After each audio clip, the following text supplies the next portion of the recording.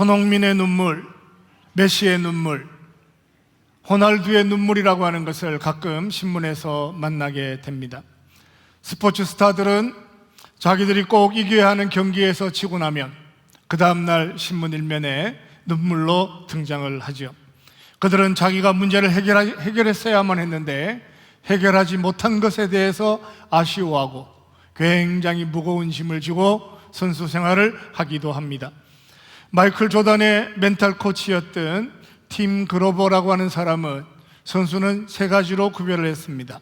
쿨러라고 하는 사람이 있고, 클로저라고 하는 사람이 있고, 클리너라고 하는 사람이 있다라고 표현했습니다. 쿨러는 한 경기를 책임지는 사람이라면, 클로저는 한 시즌을 책임지는 사람이고, 클리너는 등장하기만 하면 모든 문제를 해결하는 전설과 같은 선수를 클리너라고 불러야 한다라고 표현했습니다. 성탄절이 가까워지면 어김없이 크리스마스 캐롤을 길가에서 듣습니다. 원래는 유난히 빨리 캐롤을 듣게 되었다 하는 생각이 들기도 합니다. 그들이 먼저 캐롤을 틀었는데 왜 우리는 그리스도의 대망에 대하여 잊어버리고 살았을까 하는 것이 조금 아쉬움으로 남기도 합니다. 오늘은 우리 인생의 모든 문제를 해결하기 위하여 우리 가운데 찾아오신 슈퍼 클리너, 모든 문제를 해결하시고 완성하시는 예수 그리스도의 대망에 대하여 함께 하나님의 말씀을 묵상하려고 합니다.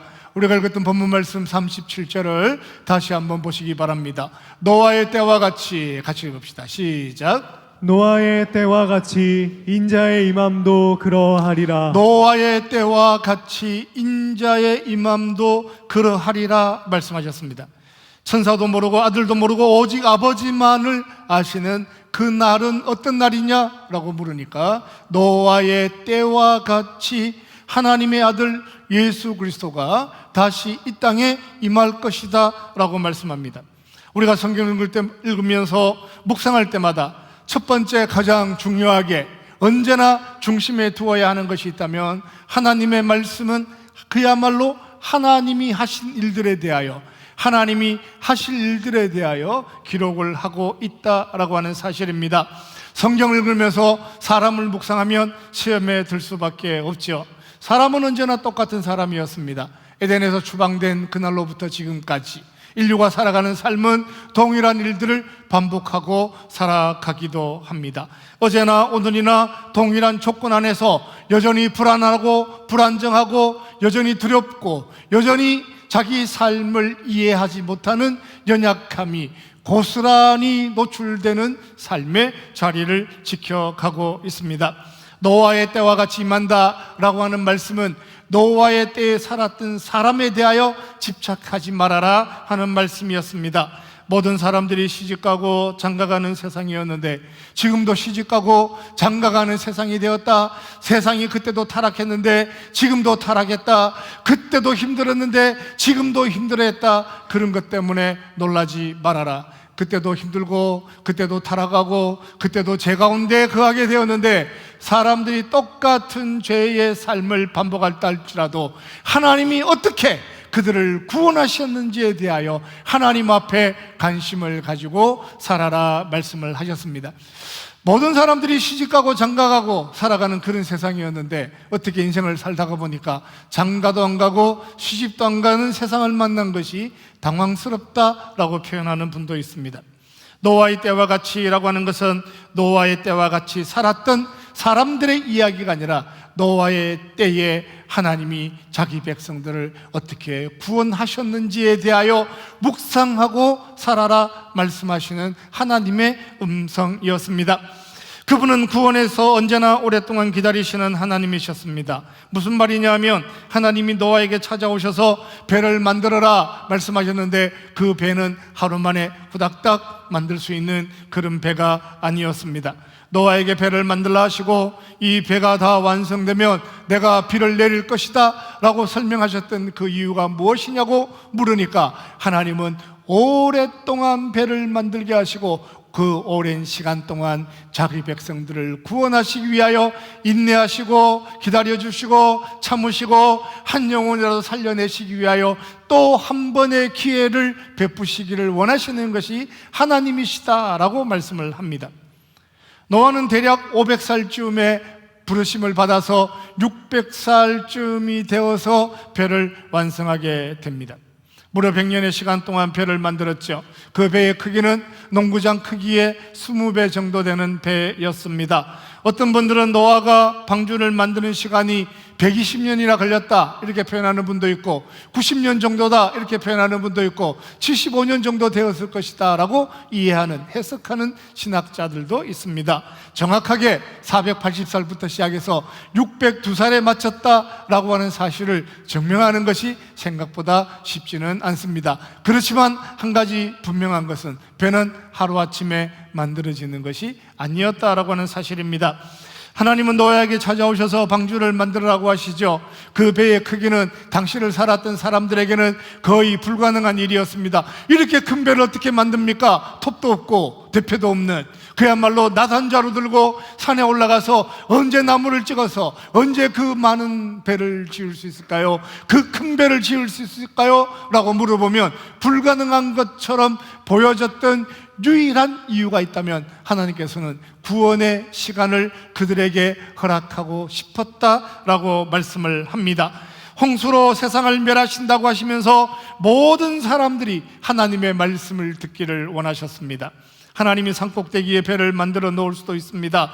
그리고 내일 아침에 비가 오니까 노아에게 찾아가서 내가 이미 배를 만들어 놓았으니 너는 너의 가족과 함께 뒷산으로 올라가라 말씀하실 수 있음에도 불구하고 큰 배를 만들어서 100년을 기다리게 하시고 70을 기다리게 하시고 일평생을 살아가는 동안 그 배를 지켜볼 수 있도록 그 배가 만들어지는 모든 과정을 지켜보도록 허락하신 것은, 누가 지나가다가 한 번이라도 그 배를 왜 만듭니까? 라고 물었을 때 물로 심판하시는 하나님의 심판 앞에 배에 들어와야만 구원을 받습니다. 하나님의 섭리에 대하여 한 번이라도 설명을 더 하기를 원하시는 것이 하나님의 긍휼이었다라고 하는 거예요. 만약에 하나님께서 배를 다 만들어 놓으시고 전지전능하신 하나님의 능력대로 배를 다 만들어 놓으시고 뒷산에 있는 그 배를 향하여 노아만, 그의 가족만 구원하셨다면 그 기회는 노아에게만 주어지는 특별한 기회일 수밖에 없죠. 그럼에도 불구하고 하나님은 노아에게만 구원의 기회를 허락하지 아니하시고 오랜 시간 동안 배를 만들게 하시고 그 배를 만드는 과정을 지켜보게 하시고 그 배가 완성되는 시간 단 마지막 한순간까지라도 한 영혼을 더 사랑하셔서 한 영혼이라도 더 구원하기를 원하시는 것이 하나님의 마음이었다라고 말씀합니다. 사랑하는 성도 여러분, 구원의 기회가 주어질 때마다 끝까지 인내하시고 기다려주시는 하나님의 은혜에 대하여 사모하고 살아갈 수 있는 믿음의 사람들이 되시기를 주님의 이름으로 축원합니다. 거기에 왜 교회를 세워놓았냐 말씀만 물으면 지나가는 사람 중에 한 사람이라도 교회가 거기 왜 있습니까? 라고 물었을 때 글쎄요, 예수님이 이 땅에 오셨는데 그 하나님이 자기 아들을 십자가에 내어주시고 한 영혼이라도 더 구원하시기 위하여 이렇게 많은 교회를 만드셨다고 말씀하시네요. 그 한 번이라도 복음을 전할 수 있는 기회를 만들어내시기 위하여 산 위에 방주를 세우신 것처럼 오늘 교회를 세우셨다라고 말씀합니다. 오랜 세월 동안 배를 만들어야 하는 유일한 이유가 있다면 하나님이 사람들에게 기회를 주시는 것입니다. 지나가면서 한 번이라도 쳐다보면, 지나가면서 한 번이라도 믿으면, 만약에 정말 비가 오기만 한다면, 비가 온다면, 정말 이 세상을 떠나고 난 다음에 천국이나 지옥 가는 길밖에 없다면 이라고 하는 그 직면 앞에 한 영혼이라도 더 구원받기를 원하시는 것이, 기회를 부여하시는 것이 하나님의 생각이었습니다. 노아에게는 불가능한 것이었지만 하나님에게는 수많은 사람들에게 허락하시는 긍휼이었습니다. 하나님은 언제나 죄인들에게 인내하시고 참으시는 하나님이셨습니다. 그 하나님 때문에 우리가 진멸되지 않는다라고 하는 것을 선지자는 늘 노래하고 살아야만 했습니다. 성도 여러분, 노아의 때를 묵상할 때마다 참고 기다려주시고 인내하시고 긍휼을 베푸시는 하나님의 은혜만을 붙잡으시기를 주님의 이름으로 축원합니다. 옆에 분들과 축복합시다. 사랑합니다. 축복합니다. 당신은 복받은 사람입니다. 참 신기하잖아요. 노아의 때와 같이 인자의 인자에 오는 것도 그러하리라 말씀하셨을 때 예수님은 하나님이 어떤 일들을 하셨는지에 대해서 설명하기를 원하는데, 사람들은 돌아서면 하나님이 무엇을 하셨는지보다 그때보다 더 타락을 했느냐, 그때보다 더 시집을 잘 가느냐, 그때보다 더 잘 사느냐, 그때보다 국민소득이 높아졌느냐, 사람은 더 착해졌느냐, 더 악해졌느냐를 묻는다라고 하는 거예요. 그래서 예수님이 말씀하시는 거예요. 그때 사람과 지금 사람과 비교하지 말아라. 사람은 비교하면 비교할수록 사람은 똑같은 사람이다. 죄의 본능 가운데, 죄의 본질 안에 전적으로 타락한 인류는 근세를 사든 현세를 살든 과학을 살든 미신의 세계를 살든 사람들이 살아가는 삶은 똑같은 것이니, 그 죄인들을 구원하시기 위하여 우리 가운데 자기 아들을 보내시기까지 그 불가능한 방주를 만들어서라도 구원하기를 원하시는 하나님의 사랑은, 하나님의 기다림은 어제나 오늘이나 동일하신 하나님이시다라고 하는 것을 우리에게 증명하셨습니다. 이 은혜의 때에 우리를 위하여 다시 오실 예수 그리스도를 대망하고, 지금 한 번이라도 기회가 주어진 또 한 번의 기회 앞에서 끊임없이 예수 그리스도의 오심에 대하여 대망하고 살아갈 수 있는 믿음의 사람들이 되시기를 바랍니다. 40절을 보시기 바랍니다. 그때에 두 사람이, 같이 읽읍시다. 시작. 그때에 두 사람이 밭에 있음에 한 사람은 데려가고 한 사람은 버려둠을 당할 것이요. 하나님은 오랜 동안 기회를 주시는 하나님이시다라고 선언하시고 난 다음에 조금은 어려운 말씀을 하나 하셨는데, 밭에 두 사람이 있는데 한 사람은 데려가고 한 사람은 버려두신다라고 비유적 말씀을 하셨습니다. 수많은 신학자들이 다시 고민하기 시작했습니다. 데려가시는 것이 구원인가, 버려두시는 것이, 여기 남겨놓으시는 것이 구원인가 라고 고민하고 서로 논쟁하기 시작합니다.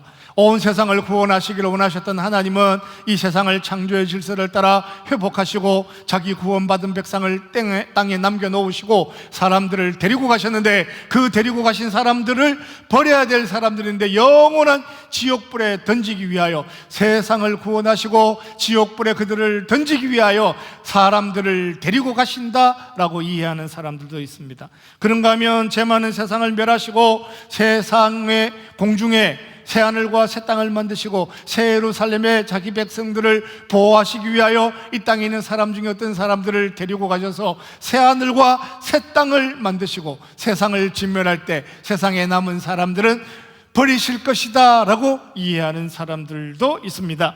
예수님이 이 비유를 통하여 우리에게 설명하시는 이유는 단 한 가지였습니다. 그것은 데리고 가시거나 버리시거나 그것은 하나님이 하시는 일이다 라고 하는 것입니다.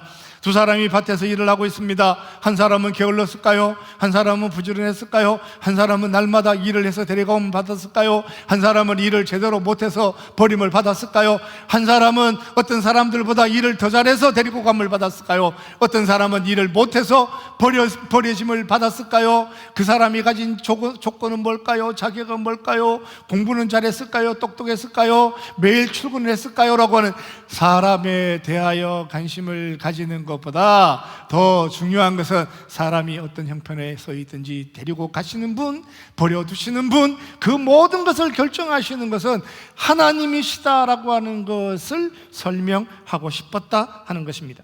구원의 확신은 자기가 데려감을 당할 것이다 라고 하는 자기의 확신에 관한 것이 아니라, 데려가시든 버려두시든 그 모든 것은 하나님이 하신다, 하나님이 절대 주권자다, 하나님이 결정하시면 그것이 구원이다 라고 하는 사실에 대하여 신뢰하고 살아가는 것이 믿음이라고 말씀하셨습니다. 사랑하는 성도 여러분, 하나님의 절대 주권에 대하여 신뢰하고 살아갈 수 있는 믿음의 사람들이 되시기를 주님의 이름으로 축원합니다. 하나님의 절대 주권에 대하여 신뢰하고 살아야 된다고 제가 늘 이렇게 설명하잖아요. 저는 120년 동안 배를 만들었으니까 하나님이 저를 구원해 주실 줄로 믿습니다. 나는 확신합니다. 하나님 저는 데려가실 줄로 믿습니다 라고 하는 그 근거가 하나님께 대한 신뢰가 아니라, 나는 120년 동안 배를 만들었기 때문에, 나는 10년 동안 착하게 살았기 때문에, 나는 세상을 살아가는 동안 매일 출근했기 때문에, 밭에서 일을 했는데 그 밭에서 일할 때 한 번도 게을른 적이 없었기 때문에, 나는 처음부터 끝까지 마지막까지 모든 일을 다 했기 때문에 구원받을 것이다 라고 있다라고 하는 자기의 전제 조건을 가지고 있으면 나는 젊어서부터 헌신하고 살았기 때문에 라고 표현하거나 나는 70대부터 믿었기 때문에 라고 하거나 어떤 삶의 조건이라도 자기 삶의 조건으로 자기 구원의 확신을 가진다면 그것만큼 삶을 아프게 하는 것이 없죠. 하나님을 전적으로 신뢰하는 것과 자기 자신을 신뢰하는 것은 전혀 다른 거예요.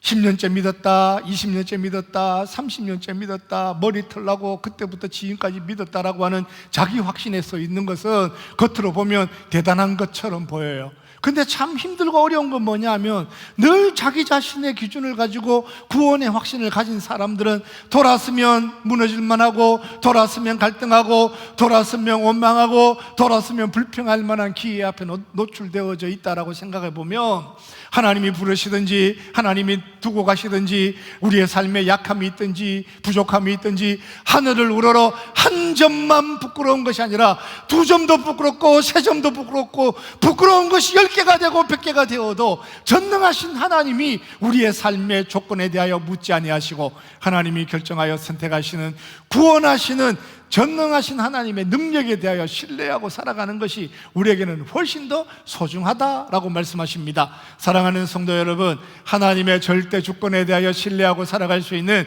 믿음의 사람들이 되시기를 주님의 이름으로 축원합니다. 하나님의 주권에 대하여 신뢰하는 게 구원이라고요. 그런데 참 신기하게도 하나님의 절대 주권에 대해서 불평을 해요.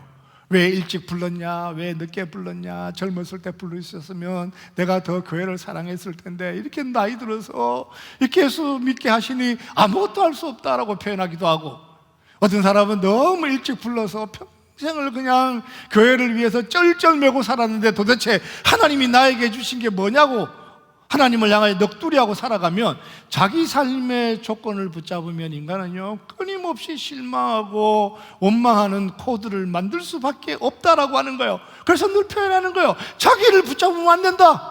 내 안에 여전히 약함이 있고 내 안에 여전히 부족함이 있고 내 안에 여전히 연약함이 있다 할지라도 그 부끄러움을 개의치 아니하시고 끝까지 사랑하시되 한 번 약속하신 것 끝까지 지켜가시는 하나님의 참음과 기다림과 인내에 대하여 신뢰하고 살아가는 것이 믿음의 확신이었다라고 하는 거예요.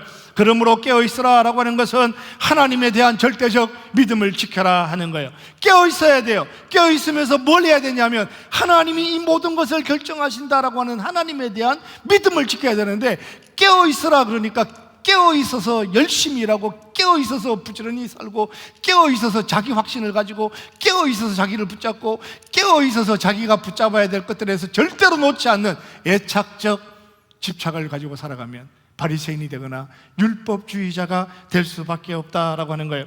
언제 예수님이 다시 오실는지 모르지만 전전긍긍하며 살아라 하는 것이 아니었습니다.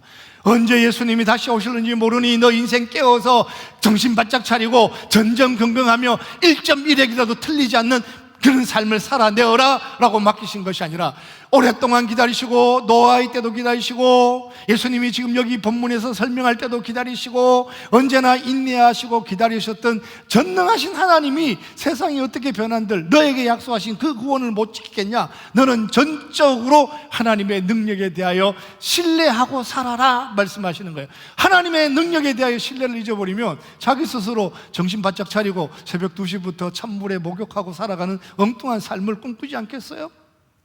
하나님이 모든 구원을 이루신다. 그러므로 하나님을 신뢰하는 것이 훨씬 더 중요하다라고 얘기했음에도 불구하고 하나님에 대한 신뢰를 놓쳐버리면 자기 스스로 하나님이 마지막 오셨을 때 꽤 괜찮은 스펙을 만들어내려고 혼자 두려워하고 염려하고 걱정하고 조마조마하고 늘 긴장하는 삶을 살아가지 않겠어요? 언제 주님 다시 오시는지 모르는데 도둑처럼 오면 너 큰일 나니까 너 정신 바짝 차려라 라고 하는 하나님을, 그런 초라한 하나님을 누가 만들었을까요? 잠자고 있는 중이라고 할지라도 예수님 다시 오시는 날 자기 백성들을 깨워서라도 약속하신 그 모든 것들을 성취하시는 하나님이신 줄로 믿습니다. 할렐루야, 할렐루야. 이게 우리 믿음이라고요. 잠 잤는데 마침 예수님 오시는 날 깨워서라도 하나님 우리를 구원하신다고요. 그 하나님을 신뢰하라 그러는데 그 하나님을 신뢰를 못해서 잠을 못 자요. 언제 오실는지 모르지만 약속하신 구원은 하나님이 이루시는 거니까 그것 때문에 조마조마하고 그것 때문에 염려하고 그것 때문에 걱정하지 말아라 이렇게 말씀하셨는데, 너 하나님 언제 오시는지 모르니까 항상 정신 바짝 차리고 조마조마하게 두려워하고 살아라 이렇게 말씀하시니까 구원의 확신 안에 거하는 믿음의 자유를 엉뚱한 곳에 쏟아버리고 살아갈 수밖에 없다 하는 거예요. 내가 무엇인가를 하는 것 때문에 결정되는 것이 아니라 하나님이 결정하시는 것이니 하나님을 신뢰하고 살아가는 것이 우리에게는 소중합니다. 믿음으로 예수 그리스도의 오심을 기다리고 살아가는 사람들에게는 지혜가 필요하다 말씀하셨습니다. 45절 충성되고, 같이 읽읍시다. 충성되고, 시작. 충성되고 지혜 있는 종이 되어 주인에게 그 집 사람들을 맡아 때를 따라 양식을 나눠줄 자가 누구냐. 구원은 하나님이 언제나 기다리시는 하나님이셨죠. 구원은 언제나 하나님이 결정하는 것이었습니다. 그렇다면 하나님의 구원을 경험한 우리는, 미리 하나님의 구원을 경험한 우리는 어떻게 세상을 살아야 됩니까? 라고 물으니까 45절은 착하고 충성되고 지혜 있는 종으로 살아라 말씀하셨습니다. 깨어라 하셨는데 깨어있는 사람은 무엇을 하고 삽니까? 라고 물으니까 충성되고 지혜 있는 삶을 살아라 말씀하셨습니다. 이 집에는 악한 종들도 있습니다. 그들에 대하여 48절에 보면 악한 종들은 주인이 더디 온다는 것을 알고 술 친구들을 불러서 먹고 마시며 주인의 것을 탕진하였다 이렇게 표현합니다. 조건은 똑같습니다. 악한 종들이나 착한 종들이나 조건은 똑같은데 주인이 더디 오신다라고 하는 조건은 똑같은 것이었는데, 악한 종들은 더디 오신다라고 하는 것 때문에 술 친구들을 불러서 주인의 것을 탕진하는 자기 즐거움의 기회로 만들어버렸습니다. 그렇지만 충성되고 지혜 있는 종들은 주인이 더디 오신다는 것을 알고 주인의 것으로 또 다른 누군가에게 하나님의 긍휼에 대하여, 하나님의 베푸심에 대하여, 하나님의 나눔에 대하여, 하나님이 여러분들에게 일용할 양식을 먹이시고 끝까지 보존하시기를 원하고 마지막까지 때를 따라 양식을 공급하시는 그가 우리의 주인 되신 것에 대하여 이웃들에게 여전히 선포하라 하시는 말씀을 보여잡고, 지금도 은혜의 때요, 지금도 기회의 때요, 지금도 하나님이 때를 따라 우리에게 일용할 양식을 공급하시는 그날을 살아가고 있습니다. 이웃들을 축복하고 격려하고 살아가는 것이 충성되고 지혜로운 삶의 현장이다 라고 말씀합니다. 때를 따라 양식을 나누어 주었다라고 말씀하십니다. 그는 술 친구들보다 보살펴야 하는 친구가 누구인지에 대하여 더 관심이 많았습니다. 그것이 충성이었습니다. 그것이 세상을 살아가는 맡은 자의 지혜이기도 했습니다. 지혜는 날마다 양식을 나눠주는 것이었습니다. 저는 이 본문을 묵상하면서 하나님 말씀 정말 놀랍다라고 하는 거예요. 주님 언제 오실지 모르니 한꺼번에 다 갖다 주고 끝냅시다 하는 것도 아니고, 주님 언제 오실지 모르니 절대로 나눠줄 수 없습니다. 100년 뒤에 오고 1000년 뒤에 오신다면 그때까지 나도 먹고 살아야 될 것이 있으니 내 것을 끝까지 내가 지키겠습니다 하는 것도 아니고, 언제 주님 오실 줄 모르니 오늘 다 날려버리고 끝냅시다 하는 것도 아닌데, 때를 따라 양식을 끝까지 공급하고 하나님의 은혜를 처음부터 끝까지 때를 따라 양식을 공급하는 것처럼 하나님의 은혜에 대하여 선포하고 살아가는 것이 지혜라고 말씀합니다. 어떤 헌신은 한꺼번에 너무 많은 것을 헌신하는 바람에 쉽게 지치는 헌신도 있습니다. 20대에 모든 열정을 다 불태워버리고 오직 하나님의 나라를 위해서, 주의 나라를 위하여, 교회를 위하여 청년의 때를 불태워버렸는데 40대에 헌신할 만한 에너지가 사라지는 이상한 헌신으로 세상을 살아가는 사람들도 있습니다. 40대에 올인해가지고 인생 모든 걸 다 그를 위해서 바쳐야겠다라고 생각을 하고 다 바치고 나니까 50이 되고 60이 되었는데 섬길 만한 것이 1도 없는, 혼자 메마르고 지치고 혼자 슬피 잃어가는 엉뚱한 헌신을 만들어내는 삶이 될 수도 있습니다. 사랑하는 성도 여러분, 주님이 우리에게 그렇게 말씀하십니다. 언제 오실는지 알지 못하니 너는 때를 따라 양식을 공급하는 것처럼 너의 헌신이 지금이나 주님 오시는 그날까지 언제든지 일용할 양식을 공급하시는 것처럼 하나님을 사랑하고 살아가는 그 삶의 자리를 지켜라 말씀합니다.